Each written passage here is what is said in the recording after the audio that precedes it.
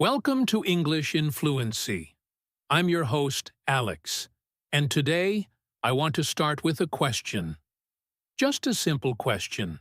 Have you ever been listening to someone speak in English and they said something like, "He might come later," or "She's probably already at home," and you understood every single word, but you still felt confused? You weren't sure if the person was coming or not? You weren't sure if she was actually home. That feeling, that slight uncertainty in your chest, that tiny moment of, wait, what do they actually mean? That's exactly what we are going to fix today. Right now. Together. Because here's the truth, and this is really important. In real English conversations, people almost never say, "I am 100% certain." That's just not how people talk. Instead, they use special words and phrases that show how sure or how unsure they are. These are called expressions of probability. And the beautiful thing about them is that once you learn how to hear them and understand them clearly, your English listening is going to improve so dramatically. You're going to feel more confident, more relaxed, and so much more connected to the people you're talking with. So stay right here with me. Don't go anywhere. This lesson is going to be fun, it's going to be very clear, and honestly, I think it might just change the way you listen to English forever. And if you're new here, welcome to English in Fluency. This channel is made for you. It's all about helping you understand real spoken English, not the perfect cleaned-up version from textbooks, but real people, real conversations, real language with all its beautiful messiness. Hit that subscribe button right now so you never miss a lesson. Okay? Great. Let's get into it. So first, let me paint a picture for you. Let's make this feel real. Imagine you have a friend named Clara. Clara calls you on the phone and says, "Hey, I think David might stop by tonight." Now, you hear that. You understand all the words. But what does it mean? Is David coming, or is he not? Should you cook extra food? Should you clean up the house? Should you wait for him before starting a movie? You honestly don't know, do you? You feel that little cloud of uncertainty. And that cloud is there because Clara used the word might. And might is a word of probability. It tells you that something is possible, but not certain. It tells you to consider it, but not to count on it. Now, compare that to a different message. Clara calls you the next day, completely different situation, and she says, "Hey, David will definitely be there tonight. Don't worry about it." Different feeling, right? Completely different. Now you know David is coming. No question. No cloud. You feel settled. You can plan around it. That's because definitely is an expression of strong certainty. It means, yes, this is happening. It is going to happen. No doubt about it whatsoever. So now you've felt the difference. Not just understood it intellectually, but actually felt it. That's the heart of today's lesson. Different words show different levels of certainty. And as a listener, as someone who is trying to understand English in real situations, your job is to hear those words, recognize them instantly, and understand what level of confidence the speaker is expressing. Are they saying yes, absolutely? Are they saying maybe? Are they saying, "I think so, but I'm not sure"? Are they saying, "Probably not"? Once you can hear and decode that difference quickly and naturally, you will understand English at a level that most intermediate learners haven't reached yet. And that's a beautiful thing. Let's start at the very top of the scale, the highest level of certainty. These are the words and phrases people use when they are almost completely sure about something. when there is very little room for doubt. The first one is definitely. When someone says definitely, they mean they are very, very sure. Almost zero doubt. Think of it as 95 to 99% confident. If your colleague messages you and says, "The meeting will definitely be on Thursday," she is telling you, there is no real question here. It's Thursday. Lock it in. You can write it in your calendar in permanent marker, metaphorically speaking. Definitely is one of the clearest, most unambiguous signals of high certainty in spoken English. You will hear it constantly. Another strong one is certainly. This is a little more formal, a little more polished in its sound, but the meaning is very similar to definitely. If a doctor looks at a patient and says, "Getting more rest will certainly help you recover faster," the doctor is expressing strong professional confidence. He's not saying maybe. He's not hedging. He's saying, "Yes, I am confident in this. This is going to help." Certainly carries that same weight of assurance as definitely.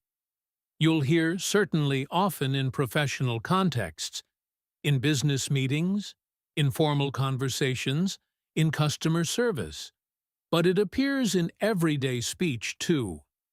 Then there's a phrase, not just a single word, that expresses this same highest level of certainty. There's no doubt that, if someone says, "There's no doubt that this plan will work," they are being very direct, very confident. They're almost daring anyone to challenge them. This phrase is often used when someone wants to make a strong, convincing point. You'll hear it in arguments, in speeches, in moments when someone is trying to reassure or persuade. And when you hear it as a listener, you know this person is standing firmly behind what they're saying. And there's one more I want to mention here. Without question. Without question, she's the most experienced person on the team. Same zone as definitely and certainly. No room for doubt, no hesitation. This phrase is emphatic. It's the speaker saying, "I'm not even entertaining the idea that this might not be true." So those are your high certainty expressions. Definitely. Certainly. There's no doubt that. Without question. These are your signal words for when a speaker is in absolute confidence mode. Keep those in your mental toolkit. Now let's move one level down. Because life isn't always so clear and simple, is it? Most of the time, most of the actual real conversations you have in English, people are not completely sure. They're pretty sure. They expect something. They think something is true, but they haven't confirmed it. They can't guarantee it. And this is where the most common probability expressions live. This is the zone you will encounter the most, and so it deserves the most attention. The first and most important one in this zone is probably. I cannot stress enough how common this word is in spoken English. You will hear it multiple times every single day if you are surrounded by English. And it means the speaker thinks something is more likely to be true than not true, but they are not completely certain. A good way to think about it is about 70 to 85% confident. If a friend says, "She's probably at the office by now," the friend is saying, "I think this is true. It makes sense based on what I know. I expect it. But I haven't checked. I haven't confirmed. And I could be wrong." Probably is confident, but honest about its limits. It's one of those perfect, humble little words. Very close to probably in meaning is likely. It's likely that prices will go up next month. She's likely to be running late. Same level of confidence as probably, but it sounds slightly more formal, slightly more analytical. You will hear likely a lot in news broadcasts, weather reports, business discussions, and professional conversations. There's likely to be some delays on the motorway today. The company will likely announce the results next week. When you hear likely, think. The speaker expects this. They would bet on it. But it's not confirmed. Then we have I think. Now, this one might surprise you because it sounds so simple, so everyday. But I think is actually a really important probability signal. I think he lives near the park. What does that mean exactly? It means the speaker believes this is true, but they are not certain. It's their belief, their best understanding, not a fact they know for certain. I think is the speaker giving you their opinion or their best guess wrapped up in a little bit of uncertainty. Always listen for I think and recognize it as a signal that what follows is not confirmed fact. It's the speaker's personal belief or estimation. I believe works very similarly to I think, same level of certainty, but it carries a slightly warmer, more personal, more invested tone. When someone says, I believe the store closes at 9, they mean, this is my understanding, this is what I hold to be true, but I'm presenting it as my knowledge, not as an absolute. I believe can sometimes sound more heartfelt, more earnest. But in terms of probability, it sits right beside I think. Now, let's talk about should as a probability expression, because this confuses a lot of learners. Should, in English, has two very different jobs. Sometimes it's giving advice. You ought eat more vegetables. Sometimes it's expressing expectation or probability. And when it's used for probability, it means something is expected based on logic, routine, or normal patterns. The package should arrive tomorrow. That's not advice.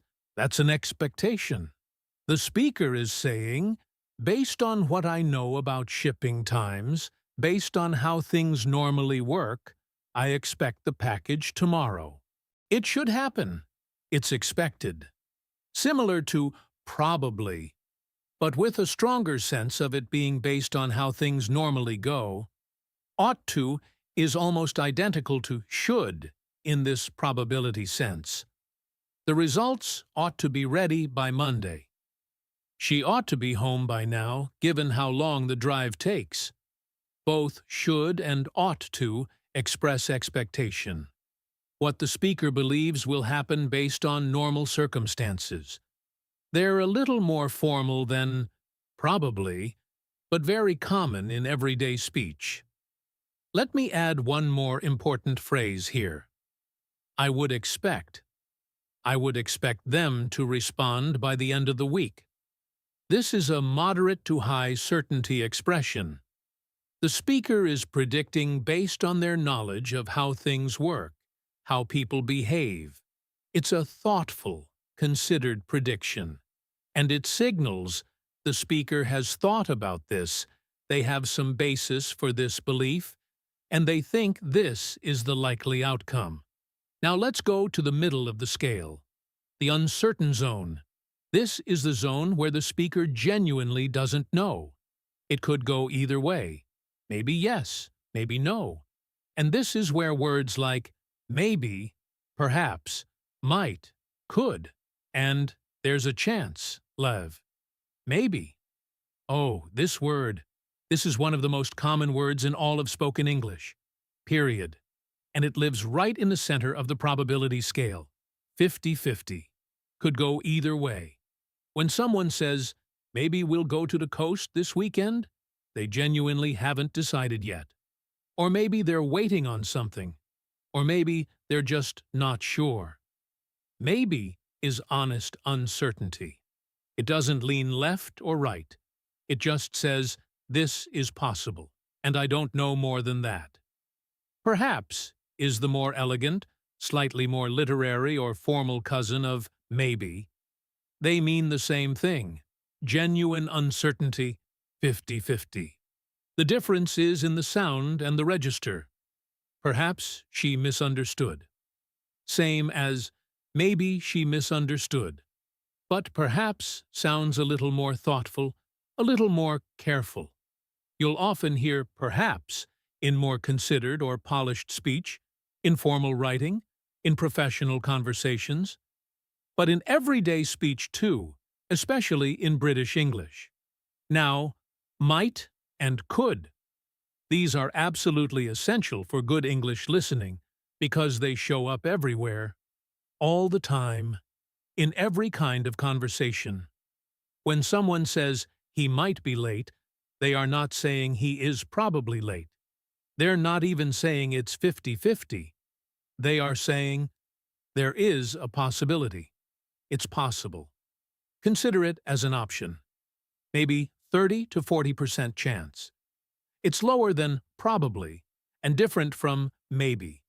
It's specifically about possibility, not probability. Might and could are the words of real possibility. They say, this could happen, keep it in mind, but don't count on it. Let's hear them in context so you can really feel the difference. She could be the new manager. That means, among the options, she is one of them. It's possible. But the speaker is not predicting it or expecting it, just acknowledging it as a live possibility. Now compare that to, she will probably be the new manager. Completely different. Now the speaker is expressing fairly strong expectation. They think this is the likely outcome. Could is just opening a door. Probably is walking through it. And there's a chance. What a natural, beautiful, everyday phrase this is. There's a chance we'll get tickets. It means it's possible, but not guaranteed. It's an option, not a certainty. And like we said, people often modify this to clarify how strong the chance is. There's a good chance. There's a small chance. There's a decent chance. There's a slim chance. Each of those modifiers shifts the probability a little. A good chance is maybe 60 to 70%. A slim chance might be 10 to 20%. Listen for what comes before chance. It tells you a lot. All right, one more level down. Because people also use English to tell you that something is not very likely at all. That they expect something not to happen. And if you miss these expressions, you might end up with completely wrong expectations. So let's look at the low probability zone. Unlikely. It's unlikely that they'll agree to our terms. The speaker doesn't expect this to happen. They see it as probably not going to occur. It's the opposite of likely. The speaker has thought about it and concluded, no, this probably won't happen. Not impossible, but not expected either. Probably not. This is very direct, very clear, simple and powerful. Will he come to the party? Probably not. That means the speaker expects him not to come. There might technically be a small chance, but the expectation is firmly no. Probably not is the opposite of probably. Same level of confidence, just in the negative direction. If probably is 70 to 80% yes, then probably not is 70 to 80% no. I doubt it. One of the most natural, most common phrases in everyday spoken English. Do you think it'll rain tomorrow? I doubt it. That means, I don't believe this is going to happen. I think it probably won't. There's a layer of personal skepticism here. The speaker has considered the possibility and doesn't believe it. When you hear, I doubt it, the speaker is communicating low confidence in something being true or happening. I don't think so. Slightly softer than, I doubt it, but sitting in the same zone. Is she coming tonight? I don't think so. The speaker's best guess is no. But there's just a tiny bit more room here than with I doubt it. It feels like, in my opinion, probably not. But I acknowledge I could be wrong. I don't think so is the speaker sharing their honest assessment while keeping a tiny door open. And I wouldn't count on it. This is a slightly longer phrase, but very natural in everyday speech. Do you think they'll give us an extension? I wouldn't count on it. It means, don't build your plans around this. Don't assume it's happening. I expect it won't. It's like a friendly warning. The speaker is looking out for you, telling you not to rely on something they think is uncertain or unlikely. Now, here is a really fascinating layer that I want to add, something that takes your listening from intermediate to advanced. Some of the most powerful probability expressions in English are not single words or simple phrases. They are longer constructions that carry nuance and social meaning. Let me walk you through some of the best ones. I wouldn't be surprised if. This phrase is absolute gold. When someone says, I wouldn't be surprised if they canceled the event, they are saying, I consider this genuinely possible, maybe even expected. They're not predicting it with certainty, but they're signaling that it's on their radar. It's something they see as a real possibility given what they know. This phrase often comes out when someone has a hunch, when they sense something might happen based on patterns or context, but they don't want to state it too boldly.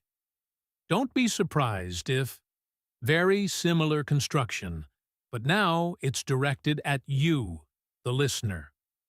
Don't be surprised if she shows up late. The speaker is managing your expectations. They're saying, I want to prepare you for this possibility. I think it might happen. Be ready for it. When you hear, don't be surprised if, the speaker is giving you a gentle heads up, a soft prediction. They think this is fairly likely enough to warn you about. Chances are we'll need to leave early. This phrase means the speaker thinks something is more likely than not. It's similar in meaning to probably. Casual, natural, friendly sounding. You'll hear this a lot in everyday American English especially. Chances are she already knows. Chances are they'll push back on the budget. When you hear chances are, treat it like probably. The speaker expects this outcome. It looks like the train is going to be delayed. This is evidence-based probability. The speaker is observing something, the departure board, the sky, people's behavior, an email they received, and drawing a conclusion from that observation.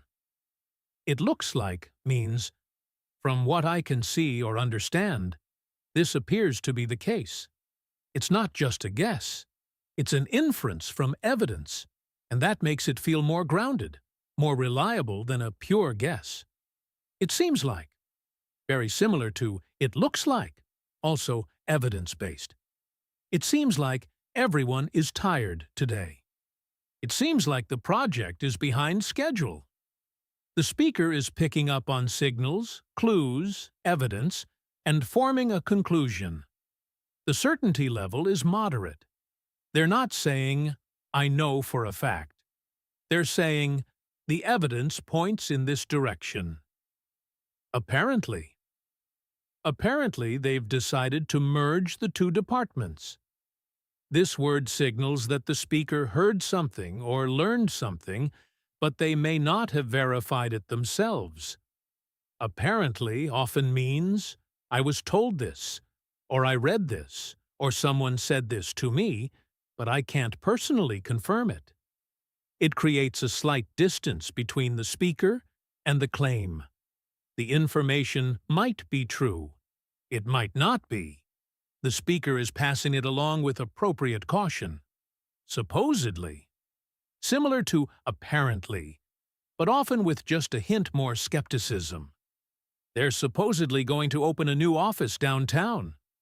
The word supposedly can sometimes carry a subtle tone of, well, that's what they're saying, but who knows?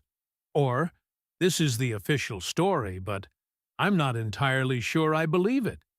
It's a very interesting word for a listener to catch because sometimes the speaker is just reporting information they haven't verified, and sometimes they're expressing mild doubt. Context and tone will help you tell the difference. And I want to give you one more fascinating one. Bound to. She's bound to find out eventually. This phrase expresses high certainty, almost like definitely or certainly, but with a flavor of inevitability.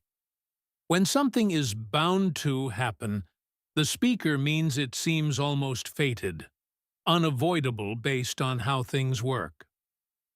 He's bound to be disappointed when he hears the news. They're bound to run into problems if they don't plan better. Bound to is confident, and it often comes with a sense that this is the natural, predictable consequence of current circumstances. Now I want to talk about something that listeners often underestimate: the role of tone and stress in probability expressions. Because sometimes the word alone is not the whole story. You have to hear how the word is said. Take the word maybe, in a flat, neutral voice. Maybe we can meet Tuesday. It really does mean genuine uncertainty. Maybe yes, maybe no. But, oh, maybe, said with a sigh or a slight rolling of the eyes, that might actually mean no, politely disguised as uncertainty. The speaker is using maybe as a social cushion to avoid saying a direct no. You will hear this all the time in social situations. Or consider, I'll try. I'll try to come to the event. On the surface, I'll try sounds positive, hopeful even. But in many social contexts, I'll try is a soft way of saying, probably not, but I don't want to let you down directly. The person is expressing low confidence in their own ability to attend, but they're framing it kindly. When someone says, I'll try, you should honestly prepare for them not to be there. And what about, I suppose so, or I guess so? These are interesting because they sound like agreement, and technically they are, but they're lukewarm agreement, uncertain agreement. When someone says, I suppose so, they're saying, yes, probably, but I'm not fully convinced or committed. It's agreement with a small shadow of uncertainty or reluctance. I suppose so is not the same as absolutely or definitely. It's more like, yeah, I think so, but I'm not jumping up and down about it. These tonal nuances are things you develop over time as a listener. And the more English you consume, the more shows you watch, podcasts you listen to, real conversations you have, the more naturally you will pick up on them. Now let me introduce you to one of the most valuable exercises you can do as an English learner. It's called probability tracking. Here's how it works.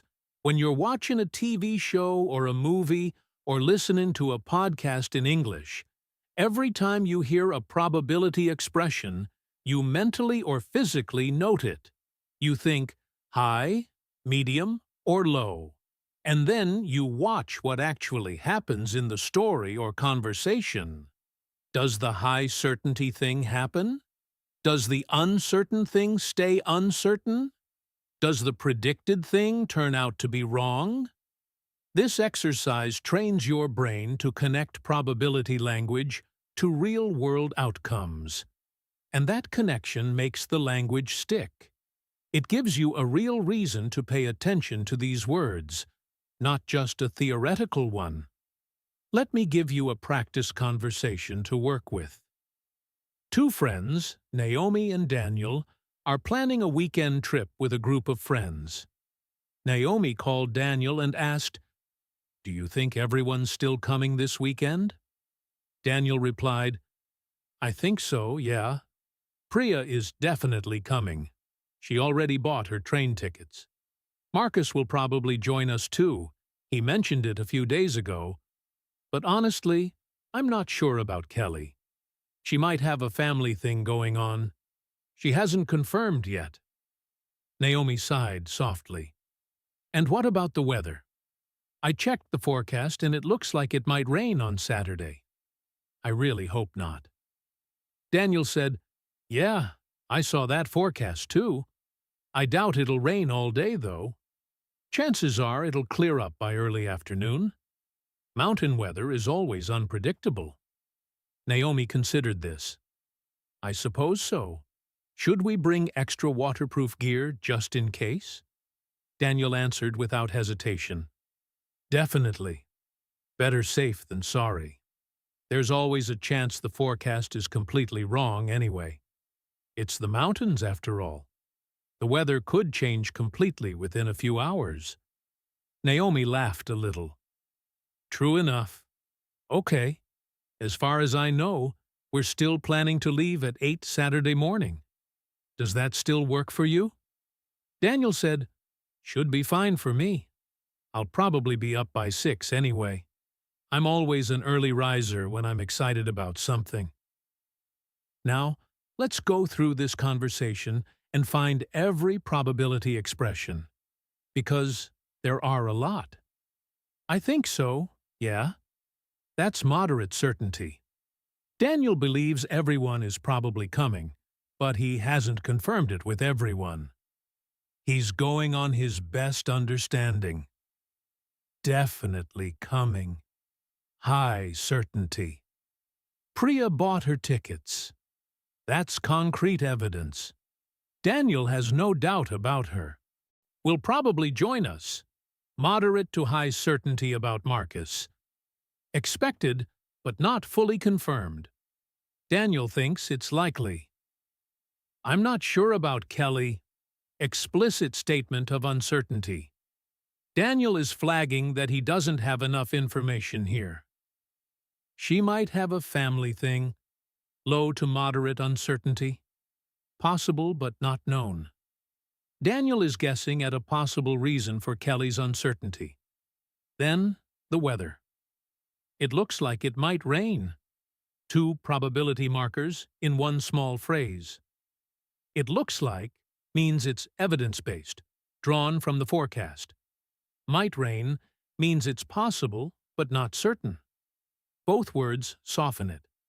Neither one alone would do the same job. Together they create a perfectly calibrated expression of weather uncertainty. I doubt it'll rain all day. Low confidence in the negative outcome. Daniel doesn't think it will rain all day. He expects it to be temporary if it happens. Chances are it'll clear up. Moderate to high certainty. Daniel thinks clearing up is the likely outcome. He's fairly optimistic. I suppose so. Soft agreement with a touch of uncertainty. Naomi is agreeing with Daniel's optimism, but she's not fully sold. There's still a little cloud of worry. Definitely. Better safe than sorry. Back to high certainty. Daniel is 100% sure they should bring extra gear. No ambiguity there. There's always a chance the forecast is wrong. That's genuine uncertainty. Weather forecasts aren't perfect, and Daniel knows it. He's acknowledging an ever-present element of unpredictability. The weather could change completely. Could, again, for possibility. Not expected, but possible. Daniel is a realist about mountain weather. As far as I know, we're still leaving at 8. This is Naomi, acknowledging the limits of her own information. She's saying, "This is what I've been told. This is my understanding. But things might have changed, and I might not know yet." It's a humble, careful way to report information. Should be fine for me. Moderate certainty based on expectation. Daniel expects to be ready. It's not locked in, but he's not worried. I'll probably be up by 6 anyway. Moderate to high certainty about his own behavior. He knows himself.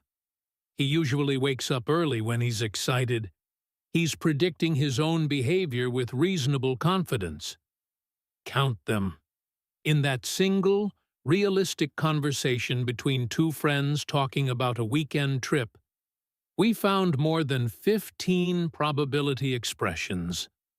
That's how embedded this language is in everyday English. It's not occasional. It's constant. Every conversation, every topic, every situation. People are constantly expressing levels of certainty, and now you can hear every single one of them. Let's now do something different and really important. Let's talk about the difference between will and might, or will and could, because this is a distinction that genuinely affects real-world understanding. Will in English expresses certainty about the future, or at the very least, a strong intention or plan. When someone says, "I will call you tonight," they are making a commitment, an expectation, a strong promise. If your friend says, "I will pick you up at 7, you get ready. You wait at the door. You expect them. You count on them. But, "I might call you tonight?" That's completely different. That means, "I'm thinking about it. It's possible. But don't wait by the phone, because I can't promise anything."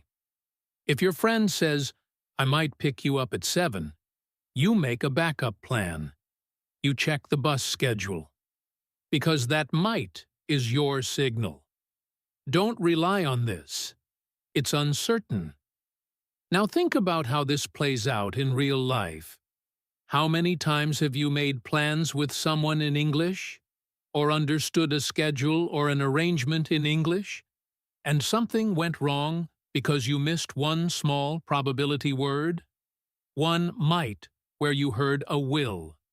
One probably, where you assumed a certainty. Missing these words can cause real confusion, real disappointment, real miscommunication, so paying attention to them is not just academic, it's practical. It matters in everyday life. Let me give you another scenario to make this concrete. Imagine you're at work.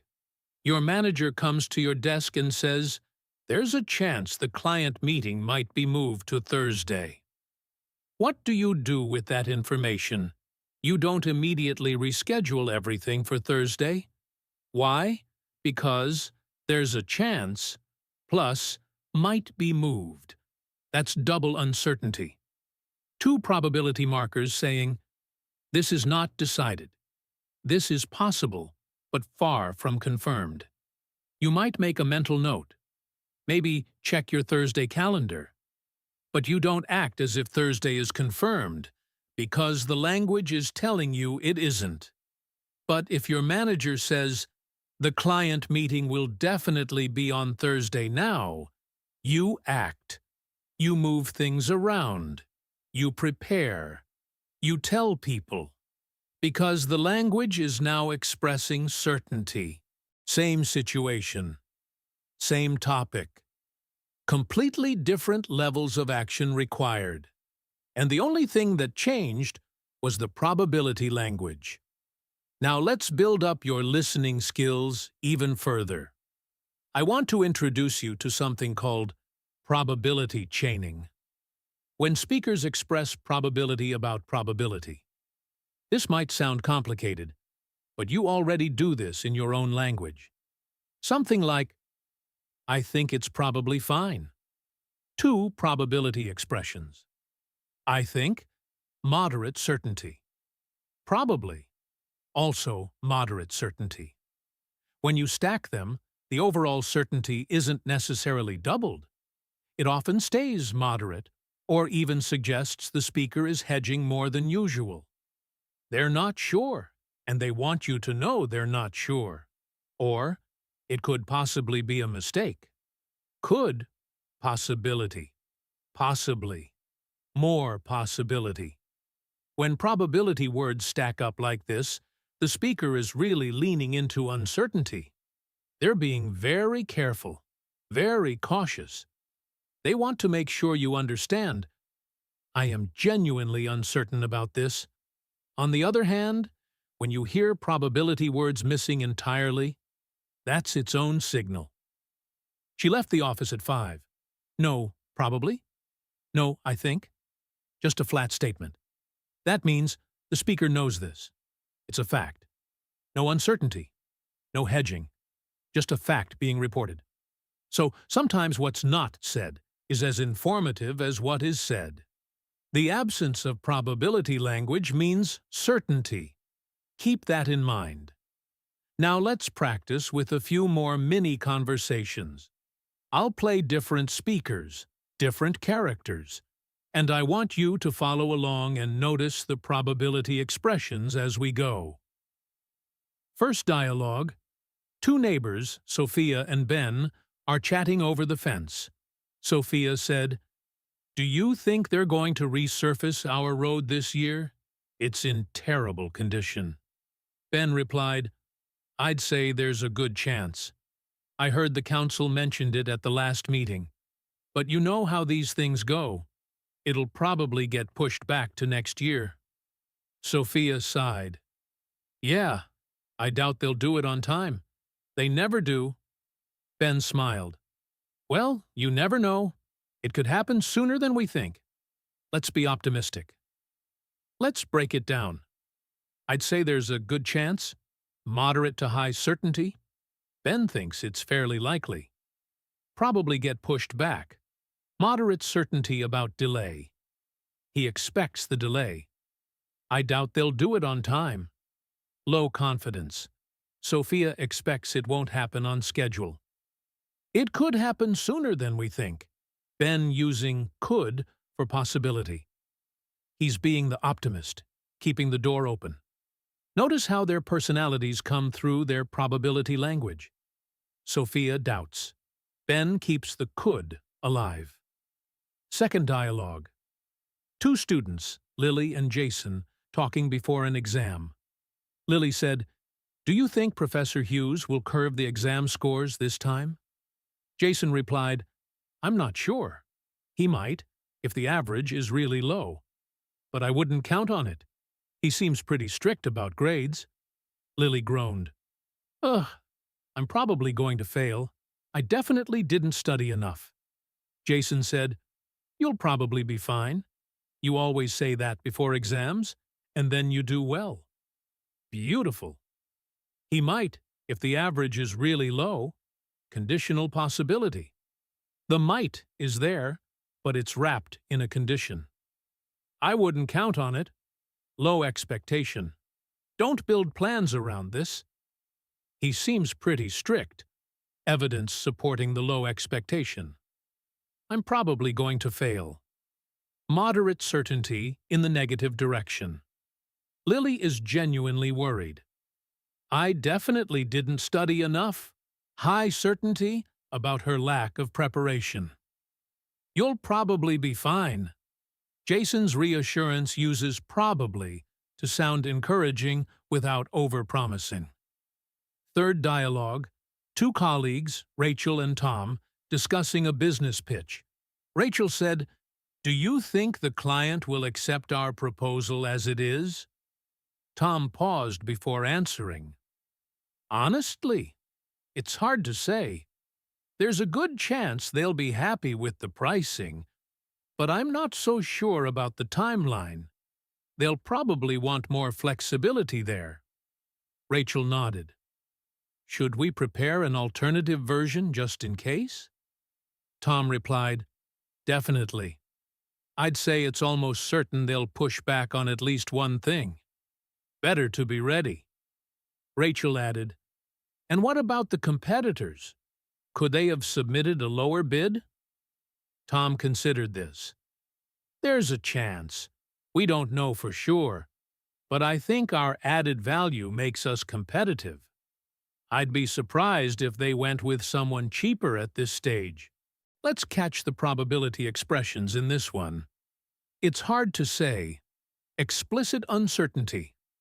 Tom doesn't know. There's a good chance they'll be happy. Moderate to high positive expectation.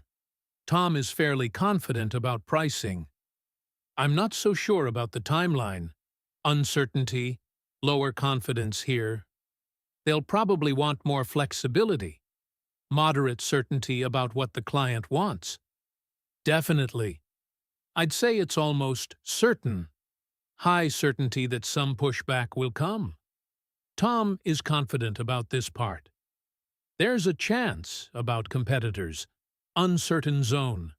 Possible, but not known. I think our added value makes us competitive. Moderate confidence. Tom's opinion, not a confirmed fact. I'd be surprised if they went with someone cheaper. This phrase is expressing low probability that the client will choose a cheaper competitor. Tom thinks it's unlikely. The phrase, "I'd be surprised if," is like the mirror image of, "I wouldn't be surprised if." It means the speaker doesn't really expect this outcome. In just a few short exchanges between these characters, we've covered the full spectrum. High certainty, moderate confidence, genuine uncertainty, low expectations, surprise and no surprise expressions. This is what real English listening looks like. Now, I want to give you something really practical. A set of strategies you can use immediately to improve your listening for probability language. The first strategy is called the signal word pause. When you are listening to English and you hear a probability word, maybe, probably, definitely, might, doubt, let that word be like a small trigger in your brain. It doesn't have to be a big pause, just a tiny internal noticing. Like, oh, probability word. What level? High, medium, low? This micro-awareness, practiced consistently over time, becomes automatic. And once it's automatic, you'll catch these expressions without even trying. The second strategy is called consequence thinking. After you hear a probability expression, ask yourself, what does this mean for what I should do, think, or expect? We practiced this earlier with the train scenarios. The train will definitely arrive. I'll be there on time. The train might arrive. I'll have a backup plan. I doubt the train is running. I'll find alternative transport. When you tie the probability language to real-world consequences, it stops being abstract grammar and becomes living, useful knowledge. The third strategy is dialogue replay. When you watch a scene in English that contains probability expressions in a show, a movie, a podcast, replay it once more and just listen for those expressions. You'll be amazed how many you missed the first time, and you'll be even more amazed at how quickly you start catching them all the second time. Repetition is your friend here. The fourth strategy is probability journaling. Keep a small notebook or a note on your phone. Whenever you hear a probability expression in English, in real life, on TV, in a song, anywhere, write it down. The expression and the rough certainty level. After 1 week of this, you'll have an incredibly rich collection of real-world examples, and you'll have trained your ears to notice these expressions everywhere. Now let me share some phrases that are particularly tricky for learners, the ones that are easy to mishear or misunderstand, and explain exactly what they mean. Should be. It should be in the top drawer. This is not giving you instructions. This is expressing expectation. The speaker expects it to be there, based on logic or past experience, but they haven't checked. It should be there. Meaning, that's where it normally is. That's where logic says it is. Not, please put it there. I expect it is there. Must be. She must be exhausted after that long flight. This is actually high certainty, but certainty based on reasoning, not direct knowledge. The speaker hasn't seen her, they haven't spoken to her, but they're concluding from the evidence. Long flight, lots of travel, therefore she must be exhausted. Must be, when used this way, is a deduction. The speaker is reasoning their way to a conclusion and feels quite certain about it. Can't be. That can't be right. This is the opposite. High certainty that something is not true. Can't be is a strong rejection. It can't be 6 o'clock already. The speaker is sure it's not that late. They find it hard to believe. This is probability at the extreme negative end. Almost impossible. May well. She may well have already left by now. This phrase is interesting because may well is slightly stronger than just may or might. When you add well, it pushes the probability upward slightly. She may well have left means it's actually quite possible she's left. I'd say fairly likely. It's a small but real difference from she might have left. And one more. For all I know. For all I know, they could have moved offices. This phrase means, based on my limited information, anything is possible. The speaker is acknowledging a significant gap in their knowledge. They truly don't know. It's a humble, slightly frustrated expression of uncertainty, often used when something has changed or the speaker feels out of the loop. Let's now approach the end of our lesson with one final deep listening exercise. I'm going to give you a scene, and I want you to count every probability expression you can find. Try to identify the level of certainty for each one. Two friends, Mia and Leo, are talking about their mutual friend Grace and whether she got a new job she applied for.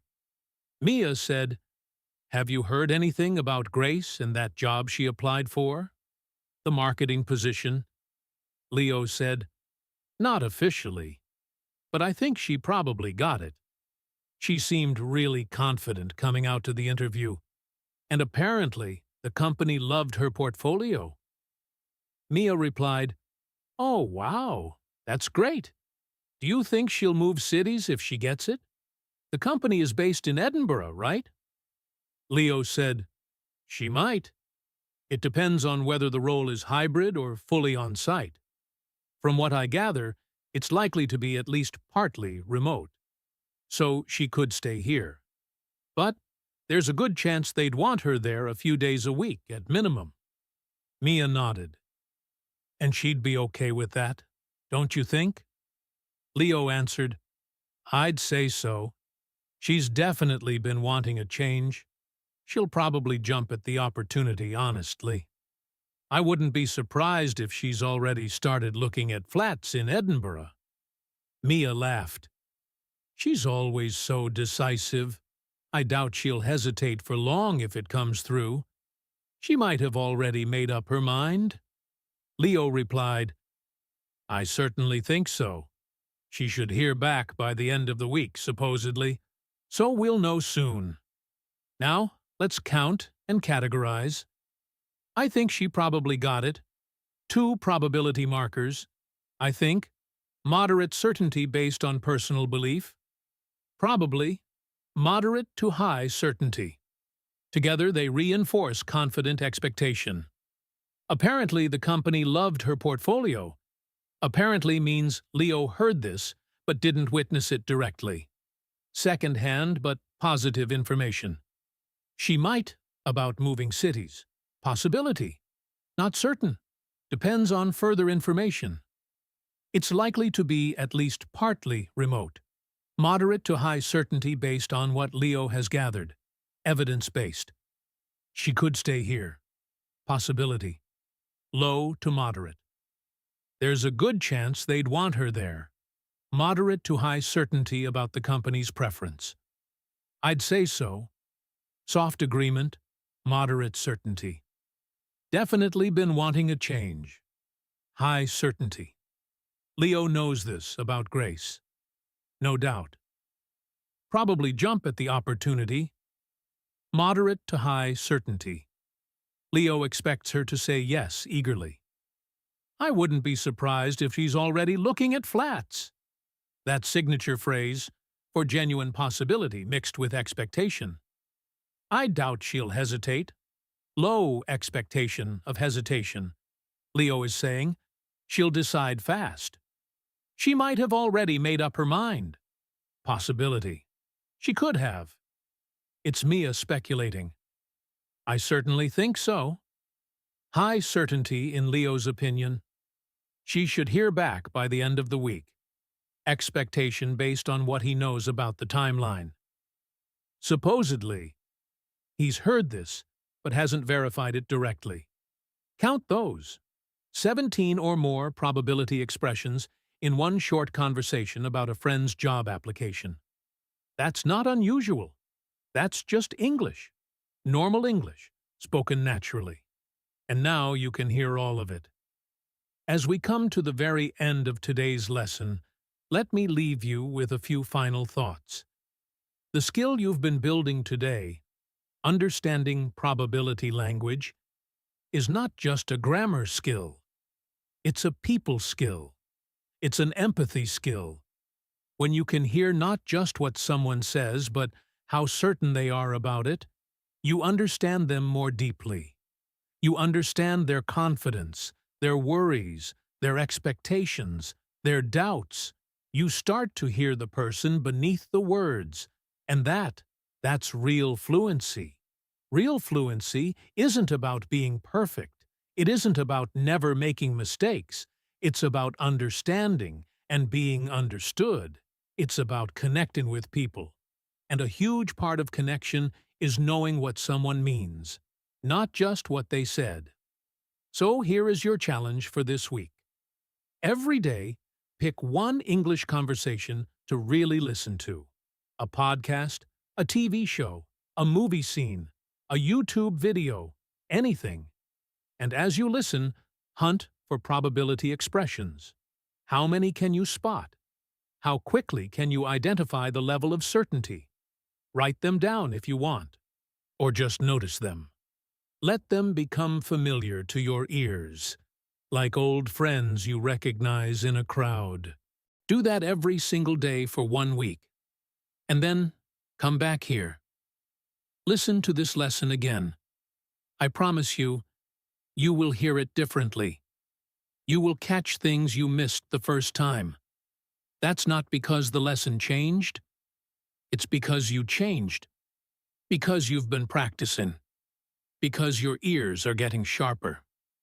Thank you so much for being here today with me on English in Fluency. I genuinely hope this lesson was helpful. I hope it gave you something real, something useful, something you can take into your English listening starting today. If it helped you, and I truly hope it did, please hit the like button right now. It takes 1 second, and it helps this channel reach more learners who need exactly this kind of content. If you haven't subscribed yet, please do it. Right now. This channel is built for learners like you, people who are serious about getting better, who want to understand real English, who aren't satisfied with just knowing the rules, but want to actually hear and feel the language come alive. Every week there is a new lesson waiting for you, and I don't want you to miss a single one. I'm Alex. You were an incredible listener today. I'll see you in the next lesson. Keep going. Keep listening. Keep growing. You are doing so much better than you think you are. And that is definitely, certainly, without any doubt at all, true.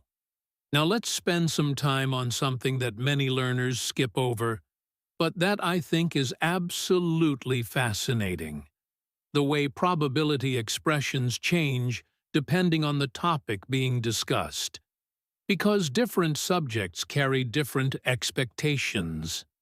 And understanding that will help you predict what kind of probability language to expect when certain topics come up. When people talk about the weather, probability language is practically mandatory. Think about it.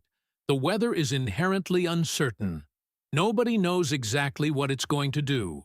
So weather conversations are packed with might, could, probably, likely, there's a chance, it looks like.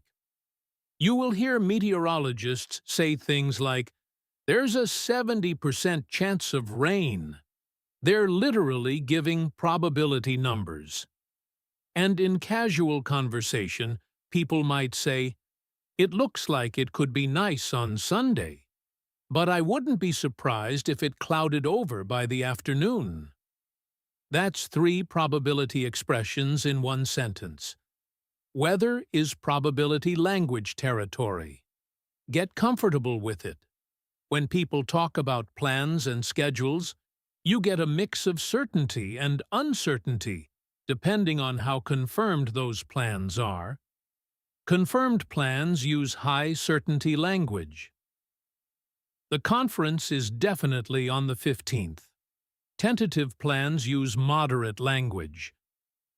We're probably going to meet for lunch next week. Vague future intentions use low certainty. I might try to visit my cousin sometime this summer.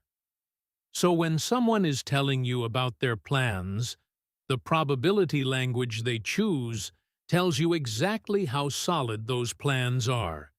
Is this confirmed? Is it tentative? Is it just an idea floating in the air? The words will tell you. When people discuss health and medicine, probability language is very precise and very important. A doctor might say, there's a strong chance this medication will ease your symptoms within a week. Or, it's unlikely that the pain is related to anything serious. Or, you could experience some mild side effects. In these moments, understanding the probability language can affect how you feel, what you do, how much you worry. Unlikely to be serious is very different from probably serious. That difference matters enormously.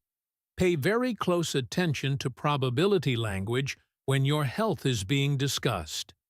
When people talk about technology and innovation, probability language is everywhere because the future is genuinely uncertain. This technology will probably transform the industry within a decade.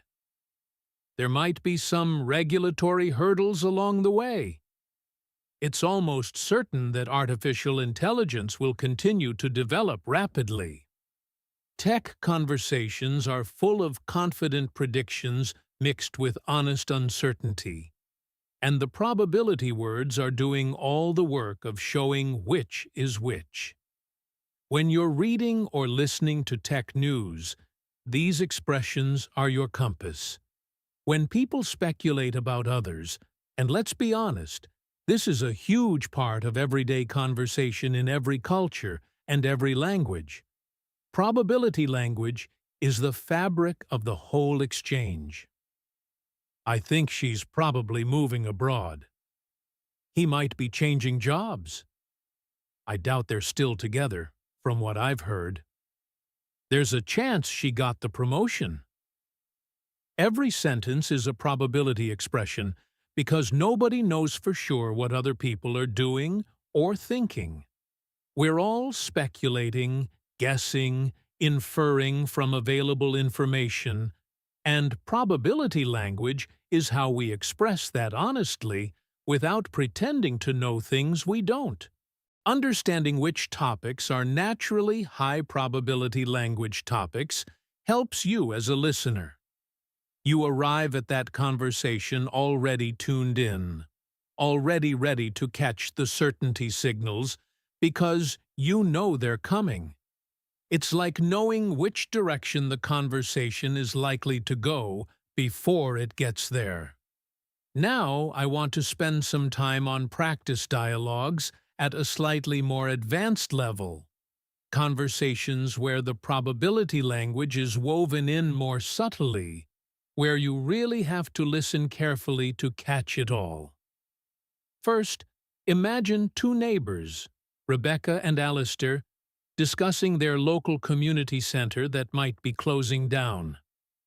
Rebecca said, "I heard the council is thinking of selling the community center. Is that actually true?" Alistair replied, "I'm not sure. I've heard rumors. Apparently there was a meeting last week, but nobody seems to know what was actually decided. Personally, I think it's probably going to happen. The council has been looking for ways to cut spending for months." Rebecca looked worried. "That would be terrible. Do you think people will fight it?" Alistair shrugged. "Some probably will. There might be a petition. There's usually one when these things come up. But I doubt it'll change anything in the end. Once the council makes up their mind about money, they rarely reverse course." Rebecca frowned.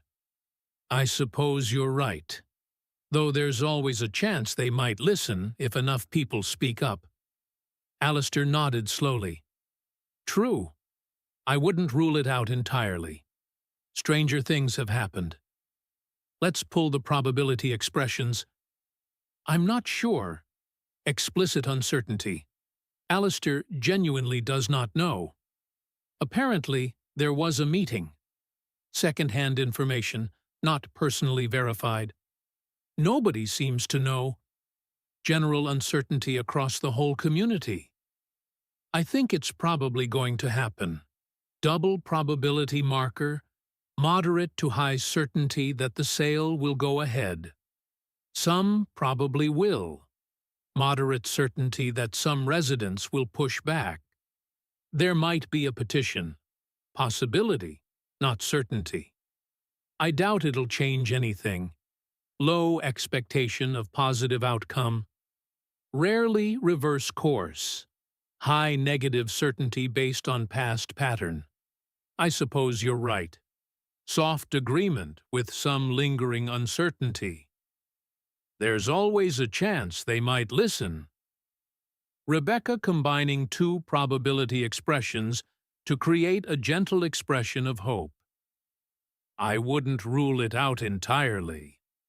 Alistair not fully dismissing the possibility. Stranger things have happened. Acknowledging that unlikely outcomes do sometimes occur. Second dialogue. Two students, Elena and Sam, talking after a difficult university lecture on statistics.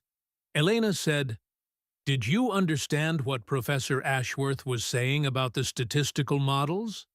I definitely didn't follow most of it." Sam laughed a bit.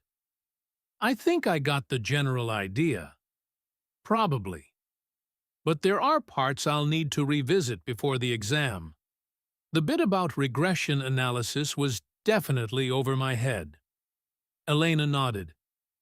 "Do you think it'll come up in the exam?" Sam thought for a moment. "It might. He spent a lot of time on it. I'd say there's a good chance he'll include at least one question on it. Though it's hard to say exactly what he'll choose." Elena groaned. "I'd better figure it out then. You'd think he'd at least give us a hint about what's likely to be on the paper." Sam grinned. "He probably thinks he did. You know what he's like. Anyway, we should probably form a study group. I doubt I'll pass if I try to get through this alone." Elena agreed immediately. "Definitely. Let's grab a few people from the seminar. That should help a lot. Probability expressions throughout this one. Definitely didn't follow most of it. High certainty about her own confusion. I think I got the general idea. Probably. Moderate certainty followed by a trailing probably that softens it further, showing Sam is being genuinely honest. I'll need to revisit. Near certainty about future action. Definitely over my head.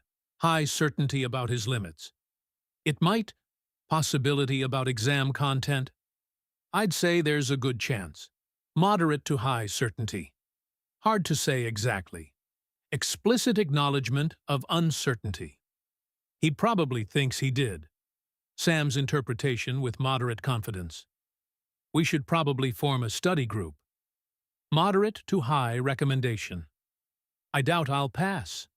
Low confidence in solo study being sufficient. Definitely. That should help a lot. High certainty about the decision, and expectation about the positive outcome. Third and final advanced dialogue. A couple, Julian and Anita, making holiday plans. Julian said, I've been looking at flights. If we go in September, the prices will probably be much better than August, but there's a chance they'll fill up quickly. Anita replied, September could work, though I'm not completely certain I can get the time off. I'll need to check with my manager. It'll probably be fine, but I can't promise anything just yet. Julian nodded. Of course, take your time. What about accommodation? Should we book early or wait and see? Anita considered it. I'd say we should book sooner rather than later, especially if we want somewhere near the coast. Those places tend to fill up fast. I wouldn't leave it too long. Julian said, Fair enough. I'll start researching options tonight. Do you think we can manage it all within the budget we set? Anita answered, It should be possible.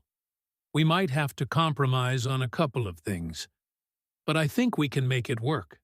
It probably won't be luxurious, but it'll definitely be worth it. Julian smiled warmly. Definitely. I can't wait. Every probability expression in this final dialogue will probably be much better. Moderate to high expectation based on seasonal pricing patterns. Evidence-based certainty. There's a chance they'll fill up quickly. Uncertainty. Something to be aware of and act on. Could work. Possibility. Not confirmed, but open and positive. Not completely certain. Explicit partial uncertainty. It'll probably be fine. Moderate optimism without guarantee. Can't promise anything. Honest caveat, acknowledging the limits of her control. I'd say we should book sooner. Recommendation phrased as personal assessment. Tend to fill up fast. High expectation based on past pattern. I wouldn't leave it too long. Soft warning, framed as advice. It should be possible. Moderate expectation. We might have to compromise. Possibility, not certainty. I think we can make it work. Moderate personal confidence. It probably won't be luxurious. Moderate certainty about modest conditions. It'll definitely be worth it. High certainty about the positive outcome. And Julian echoes, definitely. Full, enthusiastic agreement. 3 completely different conversations about completely different topics. And all 3 are fully built from probability language. You are now able to catch all of it. Now let's talk briefly about how to use probability language yourself when you speak. Because this lesson has mostly focused on listening. But understanding these expressions means you can also start using them more naturally in your own speaking. And that makes a real difference to your fluency. When you're not 100% sure about something, say so with probability language. Don't freeze up or stay silent. Use I think, probably, I'm not certain but. These expressions don't make you sound weak. They make you sound honest and thoughtful. In English conversation, Being appropriately uncertain is a sign of intelligence and self-awareness. When you want to speculate about something you don't know for certain, use might, could, there's a chance. She might be running a bit late. This could be a good opportunity. There's a chance it'll work out really well. These phrases let you engage with the conversation and offer your thoughts without committing to something you're not sure about. When you want to express a strong expectation, say, probably, or likely, or I'd expect. Don't always hedge everything. You do have opinions. You do have knowledge. She'll probably be here soon. The results are likely to be positive. These show that you've thought about the situation and formed a considered view. And when you are genuinely certain, say, definitely, certainly, without a doubt. Some things you actually know. Some things you can be confident about. And using strong certainty expressions when appropriate makes your communication clear, direct, and trustworthy. The goal is honest balance. Use the level of certainty that genuinely reflects what you know and believe. Don't overstate your confidence. Don't undersell what you actually know. Just speak your real level of certainty. And now you have all the words to do exactly that, across every level of the scale. Let me leave you with one last thought. Probability language is not just a grammar feature or a vocabulary category. It's a window into how people think. When you hear what level of certainty someone is expressing, you're not just understanding their words, you're understanding their mind, their confidence, their worries, their expectations, their doubts, their hopes. The ability to understand that, to catch not just the what, but the how certain, is one of the deepest listening skills in any language. And you've been building it today. Thank you so much for being here with me all the way through this lesson. It was a long one, and the fact that you stayed until the very end says something wonderful about you. It tells me you are serious about your English, and that means you are going to improve significantly. Keep going. I'm Alex, and this is English in Fluency, the channel dedicated to helping real people understand real English. If you enjoyed this lesson, please hit the like button right now. It truly helps this channel grow and reach more learners who need exactly this kind of content. Subscribe if you haven't already. Every week, there's a fresh lesson designed to sharpen your listening, expand your vocabulary, and build your confidence. Share this video with a friend who's learning English. You might just give them something that changes how they listen forever. I'll see you in the very next lesson. Until then, keep listening, keep noticing, keep growing. You are so much closer to the fluency you want than you think you are. And that is something I say not as a maybe, but as a definite, certain, without any doubt truth.